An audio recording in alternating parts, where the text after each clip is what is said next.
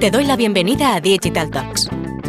Este espacio nace de la necesidad de compartir con profesionales que tienen que tomar decisiones de marketing digital y que no siempre disponen de toda la información. Para esto contaremos con la participación de expertos en marketing digital, en nuevas tecnologías, en datos o en nuevos modelos de comercialización digital. En resumen, participarán profesionales que ponen mucho cariño a lo que hacen, pero sobre todo, contaremos con personas que admiramos y de las que todos los días aprendemos. Somos T2O, una consultora de marketing, ventas y estrategia digital. Esto es Digital Talks. No tenemos verdades, pero sí muchas certezas. Arrancamos. Hola, soy Esther Checa y hoy vamos a hablar de qué es el Behavioral Economics y cómo esta disciplina tiene un impacto directo dentro de las estrategias del marketing digital actual. Para ello, hoy contamos con Álvaro Gaviño, Behavioral Economics Principal Manager en BBVA y miembro del Observatorio de Economía de Conducta del CEMAD. Actualmente, Álvaro está centrado en el crecimiento del Departamento de Economía Conductual del banco y en la explotación conjunta de esta disciplina con las capacidades de la inteligencia artificial. Esto le ha llevado a lanzar el proyecto Vela, un proyecto que combina ambas disciplinas para mejorar los resultados de las campañas de marketing digital. Este conocimiento y experiencia profesional también le han permitido ponerlo al servicio de proyectos de sostenibilidad, salud financiera o ciberseguridad, entre otros. Álvaro tiene un fuerte compromiso con la divulgación dentro del ámbito académico. Comparte sus conocimientos y descubrimientos a través del Observatorio de Economía de la Conducta. Ejerce su vocación docente impartiendo numerosas charlas y es profesor adjunto del Instituto de Empresa para el grado de Behavioral Science y profesor titular de la Universidad Evidencia para el Master of Science in Behavioral Economics. Muchas gracias, Álvaro, por estar hoy con nosotros. Va a ser un lujazo conocer la actividad que realizas dentro del banco y sobre todo el valor de esta disciplina dentro de la industria del marketing digital. Muchísimas gracias a vosotros por la invitación. Encantado de estar aquí con vosotros. Pues Álvaro, vamos a tocar un tema en el que, tú eres experto, pero sí que me gustaría, para aquellas personas que no estén tan familiarizadas con esta disciplina, me gustaría que empezásemos por entender el concepto, qué es exactamente la economía conductual y por qué esta puede ser aplicada a un rango bastante amplio de disciplinas. Claro que sí. Hay veces que no resulta fácil explicar qué es Behavioral Economics y una explicación un poco llana es pensar en cómo pensamos, ¿vale? Es una nueva manera de entender cómo tomamos decisiones. Y claro, eso así dicho en tan cortito, pues pueden llegar a entender bien, pero tiene muchísimas implicaciones porque si lo piensas, la sociedad, las organizaciones y nosotros mismos, pues somos eso, decisiones, ¿no? Con lo cual, si somos capaces de entender cuáles son nuestras preferencias, por qué hacemos lo que hacemos y cómo tomamos decisiones, pues seguramente las organizaciones, la sociedad, se pueden diseñar políticas públicas también, que en realidad Behavioral Economics viene de ese mundo, pues para ayudar a las personas y por ende a las organizaciones a tomar mejores decisiones. Esta disciplina aplicada a una industria, la industria del marketing digital, ¿por qué crees que tiene un impacto directo sobre las estrategias que podemos estar llevando en el día a día? Bueno, pues ahí, fíjate, casi te lo enlazo con la pregunta anterior. Behavioral Economics es una disciplina de disciplinas muy apalancada en el método científico, con lo cual tiene mucha aplicabilidad en el mundo de ventas digitales por la facilidad que tiene ese mundo de realizar experimentos. Me explico. En este estudio de cómo tomamos decisiones y la racionalidad humana y cómo nuestros errores son sistemáticos, los ya tan afamados sesgos psicológicos, sesgos, mecanismos cognitivos, a nosotros, desde la disciplina, nos gusta mirar lo que hace la gente y no preguntarles qué harían en el futuro o por qué hicieron algo en el pasado. ¿Por qué? Porque muchas veces ni nosotros mismos somos conscientes de por qué hacemos lo que hacemos. De hecho, muchas veces hacemos constructos o racionalizamos un comportamiento pasado. Con lo cual, pues hay cierta problemática cuando se hacen preguntas, sobre todo, bueno, pues en los típicos focus group o entrevistas o en estudios de todo tipo, investigaciones de todo tipo que son declarativas, ¿no? Bueno, y siempre pongo el mismo ejemplo, ¿no? Hay un estudio súper famoso que se hizo en un supermercado en el que en días alternos se ponía música francesa y música alemana. Los días de música francesa se vendía más vino francés, ¿vale? En la sección de vinos. Y los días de música alemana, la gente, es que responde cerveza, pero no, se vendía más vino alemán. Y esto lo que dice es, bueno, pues lo que ya sabemos que se sabe desde hace mucho en psicología, es el condicionamiento, el típico efecto del perro de Pavlov. Pero lo interesante es que cuando luego se le preguntaba a la gente por qué había comprado el vino francés o el vino alemán, pues todos hacían un constructo de su comportamiento pasado. Oye, pues los del vino alemán decían que era porque querían probar algo nuevo, o porque les había convencido la relación calidad-precio, etcétera, etcétera. Los del vino francés, pues que por si la uva o porque son gourmet y demás, pero nadie decía que era por la música, con lo cual eso tiene grandes implicaciones en market research. No estamos diciendo que haya que dejar de hacer market research clásico declarativo, pero que sí que al menos hay que tener en cuenta o muy en cuenta esa diferencia entre lo declarado y el comportamiento real o el porqué de lo que hacemos. Y te lo enlazo con ventas digitales. Nos gusta mucho mirar lo que hace la gente y hacen mucho experimento, mucho RCT, mucho A/B testing, mucho pre-post, también obviamente investigación cuantitativa, porque no siempre es fácil hacer un A/B testing, sobre todo cuando estás hablando de lanzar un nuevo producto, un nuevo servicio o incluso un flujo. No puedes duplicar, por decir de alguna manera, los costes de producción, ¿no? Pero en el mundo digital y sobre todo en la parte de comunicación y última milla, pues sí que es más sencillo a veces hacer o aplicar este método científico, y por eso la aplicabilidad es más directa. O sea, no es que solo se pueda aplicar a ventas digitales, porque también hacemos behavioral economics o economía conductual en mundo no digital, en mundo de oficinas, y también se puede hacer experimentación o cuasi experimentación en oficinas, por ejemplo, en call center, pero en el mundo digital es relativamente más sencillo. Álvaro, aquí en tu experiencia y en base a esto que estás comentando, ¿cuál crees que son los errores más comunes que se suelen cometer muchas veces desde las empresas en ese enfoque hacia el consumidor? ¿Y cómo crees que este método científico, como estás comentando, podría ayudar a mejorar esa relación con el cliente? Bueno, pues yo creo que precisamente eso es muchas veces no entender realmente las necesidades del cliente, porque muchas veces ni los clientes o los empleados ni siquiera sabemos o tenemos claras nuestras preferencias o decisiones de antemano, ¿no? Entonces, bueno, el mantra que se lleva usando décadas de las organizaciones que son client-centric, pues ahí hay una voluntad, y es una voluntad real. Lo que pasa es que yo creo que al menos Behavioral Economics viene a ayudar a esto, a que esto sea una realidad, o que sea una perspectiva nueva. No es la panacea, no viene a sustituir a ninguna otra disciplina, pero sí que viene a complementar otras disciplinas, precisamente para entender las necesidades de los clientes y diseñar en consecuencia. Yo siempre digo, bueno, pues me preguntabas qué es Behavioral Economics, es entender las decisiones. Eso es súper genérico, ¿no? Es la fortaleza que tiene la economía conductual. Si tú hablas de seres humanos y hablas de decisiones, prácticamente estás hablando de todo, porque ya no es solo pensar en el cliente final, sino cuál es el proceso interno que te lleva al cambio de comportamientos. También siempre decimos que detrás de un reto de negocio, sea cual sea, hay uno o varios comportamientos subyacentes que lo habilitan o deshabilitan. Entonces siempre se pueden traducir, por decirlo de alguna manera, los retos de negocio en retos comportamentales.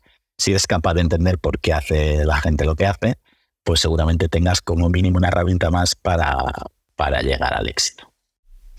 Totalmente. Oye, en la presentación hacíamos referencia al proyecto Vela y aquí me gustaría que nos contases qué hay detrás de este proyecto y sobre todo cómo se combina la economía del comportamiento con la inteligencia artificial para ese proceso de optimización de campañas dentro del ámbito del marketing digital. Vale, voy a ver si soy capaz de ir al grano y si no me interrumpes porque, bueno, Vela para mí es mi pequeño bebé. Y va de esto, va precisamente, aplicar toda la potencia del método científico, de lo que sabemos sobre los sesgos heurísticos, pero también de la importancia del contexto. Entonces, cuando pones todo eso en una coctelera, te sale una plataforma como Vela, ¿no? En que, por un lado, mediante inteligencia artificial generativa, te quitas el cuello de botella de la creatividad, ¿no? Durante mucho tiempo, y todavía hoy se sigue buscando el santo grial de la hiperpersonalización, ¿no? Si lo piensas, teniendo una base de datos, hiperpersonalizar o hacer, por dar un ejemplo súper rápido, un email para cada una de las personas que tienes en tu base de datos, en principio eso es fácil, con una lógica súper simple. Lo que no es tan fácil es generar el contenido para toda esa base de datos, un contenido uno a uno, ¿no? Si nos vamos al caso extremo. ¿Qué te permite la inteligencia artificial generativa? Precisamente que los costes de producción de toda esa ingente cantidad de recursos o de creatividades, pues sea factible por primera vez. Entonces, si combinas la generativa con entrenar a esa máquina, a esa plataforma, a esa coctelera, con que sea capaz de representar lingüísticamente ciertos sesgos cognitivos, que esos copies o esos textos los planchen las creatividades y que después, mediante experimentación, observando lo que hace la gente, a qué tipo de inputs, qué tipo de banners la gente es más perceptiva o simplemente generan más interés, pues tienes un poco el end-to-end, ¿no? Tienes el end-to-end de hago multitud de creatividades, hago experimentación a escala, aprendo que funcione mejor y personaliza en consecuencia, que además está conectado por API con Google y Facebook, entonces, bueno, pues todo el proceso es bastante automático. Uy, has hecho una mención, lo del santo grial. ¿Tú eres de los convencidos de que por ejemplo, en el caso de la IA generativa sí que nos va a ayudar a esa hiperpersonalización tan demandada, ¿no? O tan comentada por parte de la industria?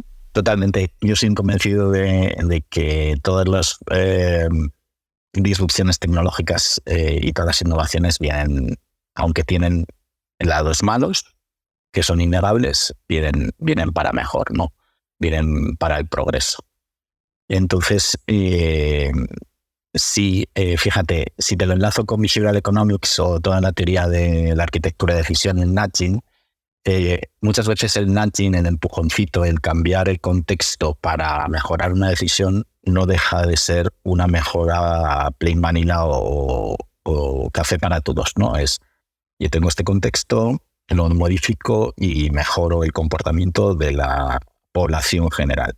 Pero eso es subóptimo, ¿no? Al final, si tú eres capaz de entender que los sesgos cognitivos y el contexto no nos afecta exactamente igual a todos y eres capaz de personalizar, vas a ser capaz de modificar esos comportamientos de una manera mayor. Entonces yo creo firmemente que eso solo se puede hacer a través de la industrialización en escalado, llámalo inteligencia artificial, llámalo tecnología, a lo X, pero sí, creo que vienen para ayudarnos a esto. Fabuloso. Oye, Álvaro, volviendo a lo que nos estabas contando sobre Vela, aquí me gustaría que nos dijeses qué cambios o qué mejoras en términos de efectividad habéis visto en ese marketing digital que hacéis desde que implementáis pues esos modelos de economía conductual. Claro, pues ahí fíjate, es verdad que la medición es una de nuestras señas de identidad, ¿no? Siempre intentar entender cómo mejoramos versus campañas anteriores o versus estados anteriores, versus contextos anteriores. Y las campañas que se lanzan a través de Vela, aunque tendría que actualizar los datos porque hace tiempo que no los sigo, en cuanto a CTR, que es la medida de interés, por llamarlo de alguna manera, es el click-through rate, que es simplemente la división entre el número de impresiones y número de clics. que nosotros lo interpretamos precisamente como una medida o como un dato comportamental, es clico o no clico, o sea, siempre traducimos las cosas a nuestro mundo comportamental, pues hemos visto un incremento del 200% versus las campañas de control que teníamos establecidas en su momento. Otra cosa que me gustaría que nos comentases, estamos hablando de la disciplina, pero a mí me gustaría que ahora profundizásemos en detalles a lo mejor un poco más concretos. ¿En qué técnicas específicas de esta disciplina ves que son especialmente eficaces para, pues, por ejemplo, para reducir la fricción en ese embudo de conversión y mejorar ese proceso? Sí, a ver, en el fondo, técnicas hay muchísimas, hay muchísimos frameworks, muchísimas metodologías y luego muchísima literatura. Hay una lista ingente de sesgos cognitivos y heurísticos que además parece que cada día hay más, ¿no? Todo el mundo le quiere poner su nombre a un nuevo sesgo. Y luego está el método científico. Entonces, como decíamos al principio, esto es una ciencia de ciencias. Tienes pues toda la literatura académica en psicología, por supuesto, pero también sociología. A veces miramos antropología, obviamente biología evolutiva, ciertas pinceladas de las pequeñas cosas que se empiezan a poder aplicar de neurociencia. Pero fíjate, para ir un poquito más al grano y ser un poco más prácticos, lo que nosotros intentamos hacer es ver lo que llamamos el unhappy path. En vez de mirar el happy path de, oye, alguien quiere café y va y nos compra café en nuestra web, es alguien quiere café, se tiene que levantar, ir a por su tarjeta de crédito, ver si le funciona, qué café quiere, no le va a internet, le interrumpen mientras está en el proceso. Mirar un poco cuál es el contexto real de incluso pequeñas decisiones, ¿no? Porque precisamente en esas fricciones y motivaciones, en ese juego entre, oye, yo tengo muchas ganas de tomar café, pero si me lo pones difícil en tu web, pues me bajo al bar de la esquina, o al revés. Si el bar de la esquina el café no está rico, pues aunque tenga que esperar y hacer todo el proceso online, voy a irme por este otro lado. Pues justo es un poco ahí donde está la clave, ¿no? En ser muy, ¿cómo decirlo? Muy focalizarnos mucho en el detalle, dividir mucho un comportamiento en microdecisiones y mirar esos customer journeys con las gafas conductuales, ¿no? Ahí normalmente lo que haces es levantar un montón de fricciones y ya de las propias fricciones muchas veces te vienen las mejoras o las hipótesis de solución. Algunas son evidentes. Yo tengo un amigo que me dice, oye, ¿ese behavioral economics es sentido común? Sí, a veces sí, es sentido común, pero es que muchas veces las organizaciones no aplicamos el sentido común tan evidentemente como deberíamos.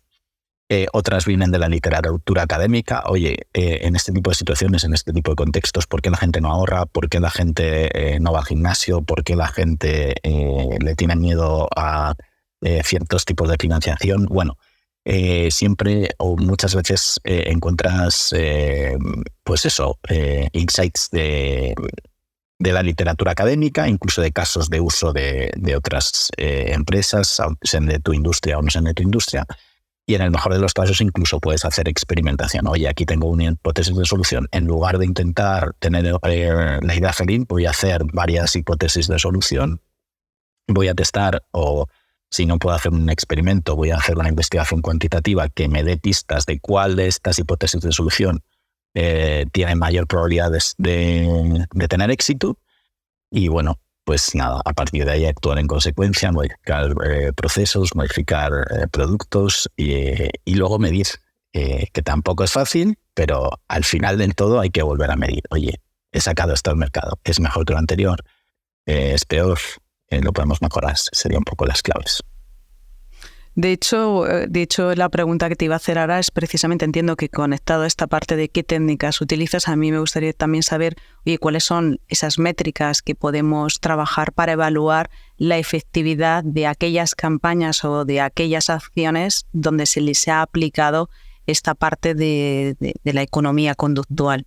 Claro, nosotros al final somos una capacidad, estamos al servicio de las líneas de negocio y de otras disciplinas. Estamos al servicio, obviamente, de como decía, pues el objetivo del producto o del canal, pero también hay veces que le damos servicio a diseño o a marketing o a ventas digitales, a recursos humanos, a ciberseguridad, a riesgos. O sea, al final las ponemos al servicio del objetivo de los compañeros con los que trabajemos. Entonces, la respuesta corta es: nos ponemos los mismos métricas de medición que el proyecto en el que nos embebemos, ¿vale? Pero, y aquí también viene una parte que diría que es clave, es que muchas veces nosotros nos ponemos KPIs intermedios de comportamiento. Oye, pues si nosotros lo que sabemos es que queremos que la gente ahorre más, no podemos poner como KPI el volumen de ahorro de los clientes del banco, ¿no? Lo que tenemos que hacer es, oye, queremos que entren en nuestra solución de salud financiera, queremos que estén cuanto más tiempo posible, queremos que miren o que hagan o incrementar el número de simulaciones de ahorro o de depósitos a plazo. Queremos que nuestra fuerza de ventas sea proactiva en entrar en las herramientas de asesoramiento de los clientes. Entonces nos ponemos esos KPIs intermedios que sabemos que llevan a la decisión o al comportamiento final que queremos ayudar a modificar. Pero cuanto más específico sea y cuanto más podamos desgranar los comportamientos intermedios y tengamos esos KPIs medidos e influenciados, pues mejor será la calidad de nuestras intervenciones.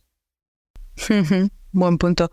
Oye, una cosita, a mí me gustaría, en base a la experiencia que tienes y que llevas estos años trabajando dentro de este ámbito, que nos pudieses a lo mejor compartir algún ejemplo, algún caso de uso en donde aplicando esta práctica, bueno, pues se han revelado una serie de insights que habéis visto que han podido ser considerados como inesperados en ese comportamiento del consumidor. Pues me cuesta decir, porque la verdad es que el equipo ha crecido muchísimo. Bueno, la responsable es Nuria Pesquera y la verdad es que ahora tenemos un equipo grandísimo a nivel global y sería casi injusto quedarnos con uno de la cantidad ingente que tenemos. Pero te diría que la personalización, el entendimiento del contexto de nuestros clientes es clave. Me viene a la cabeza,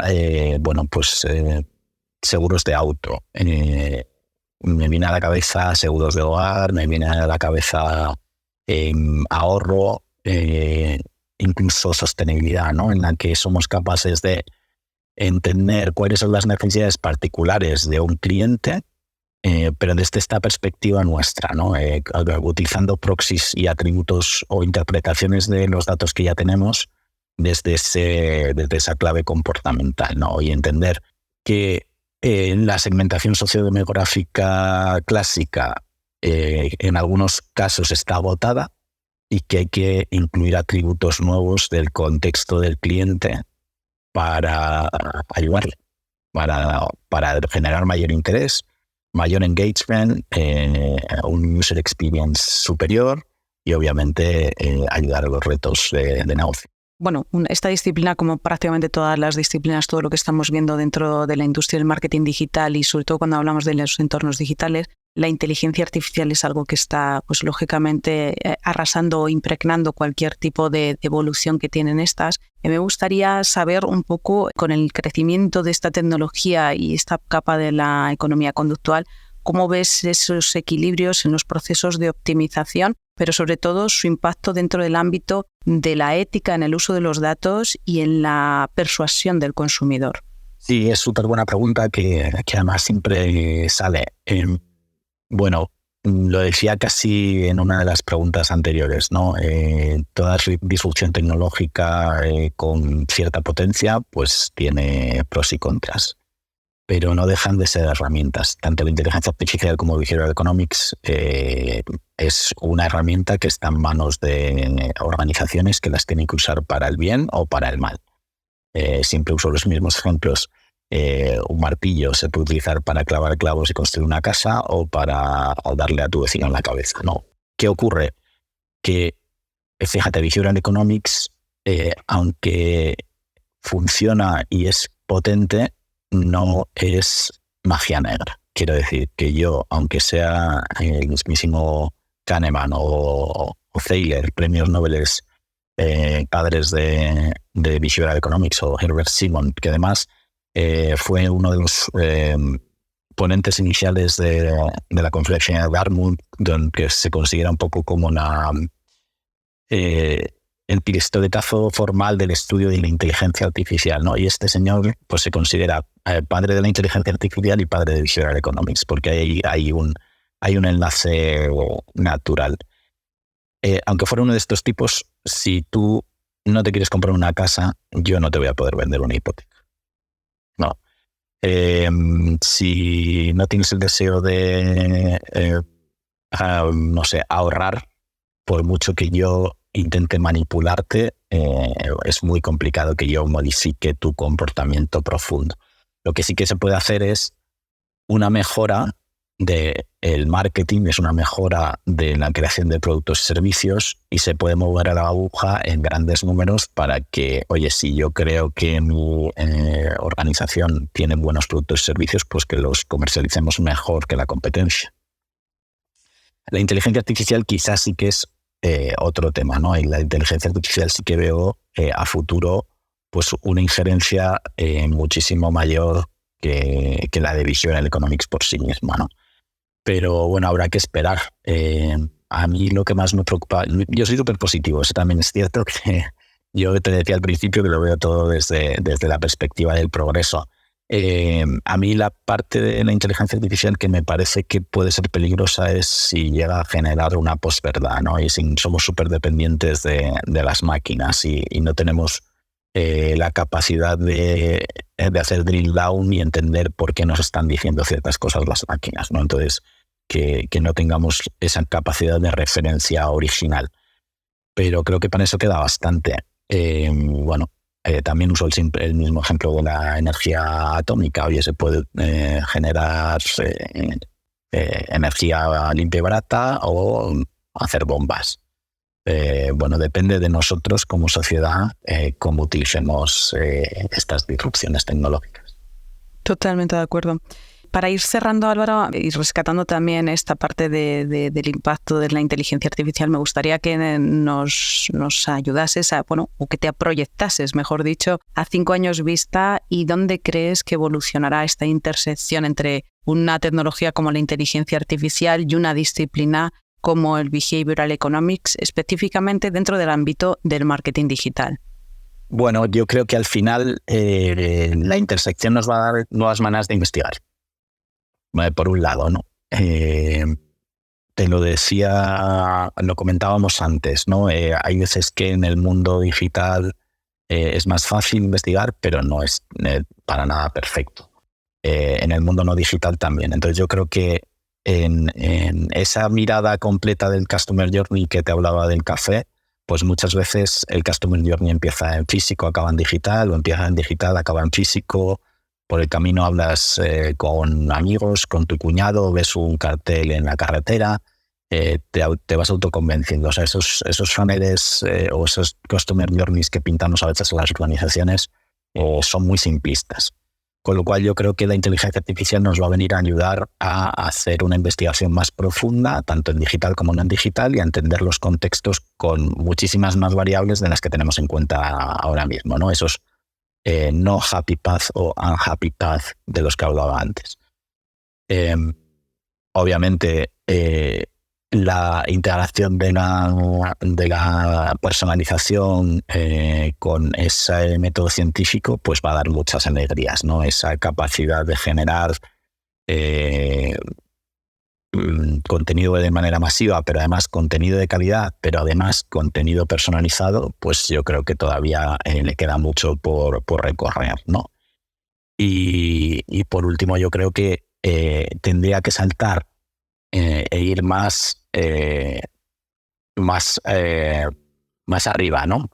No solo en la parte final de comunicación y de campañas de marketing, sino en la propia creación de productos y servicios. O sea, yo creo que cada vez irá ganando, que además es algo que defendemos desde Behavioral Economics, es no estar solo en la milla, que muchas veces se nos pone, ¿no? Es, oye, hazme esto behavioral, y al final lo que te están pidiendo es que modifiques el copy. o la landing page. No, por supuesto que te puedo ayudar a eso, pero si me dejas que te ayude a conceptualizar el propio producto, seguramente tengamos más éxito. Entonces yo creo que la tecnología, la inteligencia artificial, Behavioral Economics, en conjunción con muchas otras disciplinas, deberá empujar hacia su influencia hacia allá, ¿no? Hacia estar más arriba en la cadena de valor, en la propia conceptualización y producción de productos y servicios. O sea, yo soy capaz de imaginar, que a mí me gusta mucho hacer esos ejercicios de 5 o 10 años, incluso más, sistemas que sean capaces de definir no solo campañeo, sino estrategias, experiencias y los propios productos y servicios. Totalmente de acuerdo. Sí, de hecho, esto último que estás contando me gusta bastante porque el hecho de conceptualizar esa parte de producto o servicio utilizando una práctica como el Behavioral Economics, la tendencia o la lógica nos dice que lo hará más útil y más realista y más adaptado al comportamiento y a la necesidad del consumidor, con lo cual es sentido común que sea una práctica que se pueda extender en los próximos años dentro del ámbito del marketing digital. Es verdad que, como comentabas, puede aplicarse a otras disciplinas que no tienen que ver con el marketing digital, pero bueno, en este caso presuponemos que será una disciplina que cogerá fuerza dentro de la industria.